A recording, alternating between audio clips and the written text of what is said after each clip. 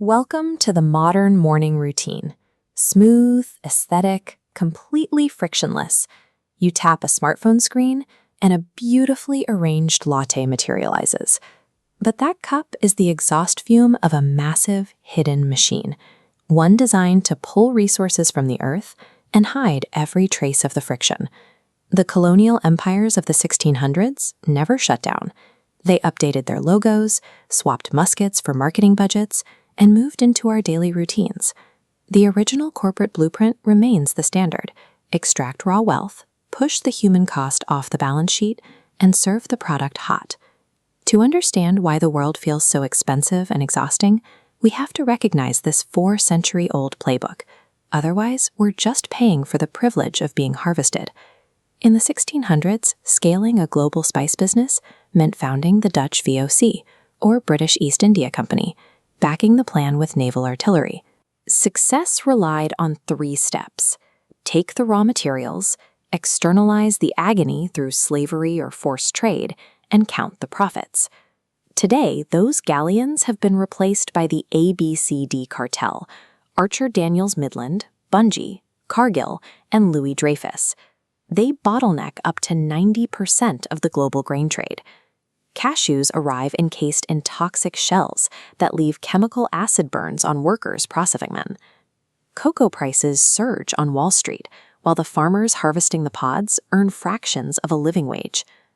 By the late 1990s, the model expanded from controlling the harvest to owning the underlying biological code of the seeds themselves. Monsanto entered India with genetically modified Bt cotton.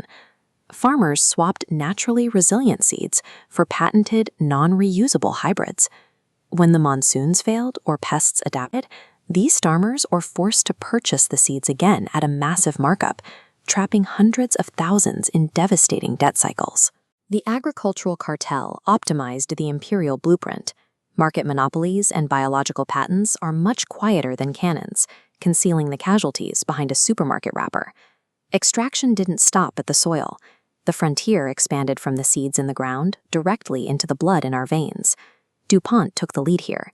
This diagram shows the carbon-fluorine bond, the backbone of PFAS. DuPont engineered these synthetic forever chemicals to create nonstick frying pans and waterproof jackets. These bonds never break down in nature. Because these chemicals never degrade, they accumulate.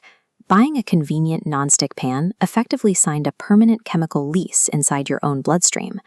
The tech industry now pitches artificial intelligence as the ultimate clean technology, pure math living weightlessly in the cloud. The physical hardware powering these models requires massive amounts of cobalt and rare earth metals, ripped from the earth using the manual labor of workers like this man in the brown hoodie. Behind the automated safety layers is a workforce of outsourced click workers staring at monitors for pennies an hour to manually filter out the most psychologically damaging material on the internet. Tech companies scraped decades of human art and code without consent, then locked it all behind proprietary API paywalls.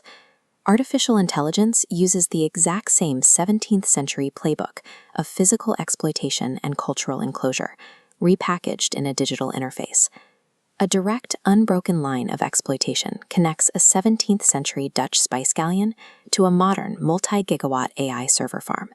Every frictionless purchase and digital subscription plugs directly into this humming engine of extraction. The machine is moving into its final frontiers. It completely conquered the earth. It commodified human labor, infiltrated our very biology, and is now consuming our culture. The system relies on the passive consumer, someone who accepts sanitized violence because the packaging is beautiful. Caveat emptor: you can recognize the true cost of existence or keep paying a monthly fee to season your own extraction.